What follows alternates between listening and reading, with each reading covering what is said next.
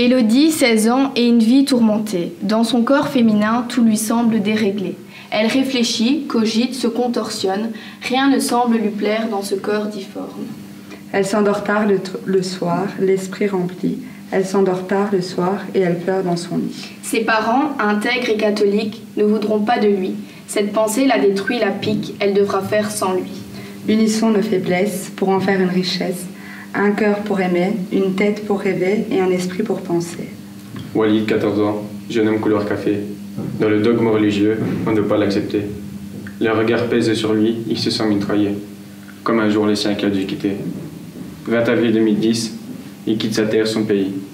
Avec son seul frère, presque son seul ami. Il embrasse à la mort son barque de fortune. La tête remplie de questions, le soir, il observe la lune. Il a la tête pleine de questions. Tout a été changé dans sa vie. Le soir, dans sa chambre, il repense à son chez-lui. Unissons nos faiblesses pour en faire une richesse. Hugo, 6 ans. Ses parents le regardent et le pensent retardé. À 16 ans, c'est un grand artiste. Quand il joue du piano, ils restent tous bouche bée. À l'école, un génie, il n'y a rien de compliqué pour lui.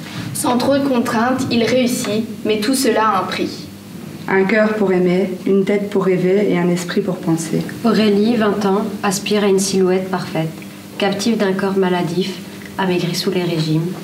Dans le miroir, elle voit un poids colossal, opposant plaisir sain et un mal anormal.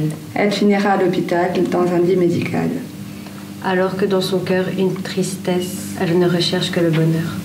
Unissons nos faiblesses pour en faire une richesse. Un cœur pour aimer, une tête pour rêver et un esprit pour penser.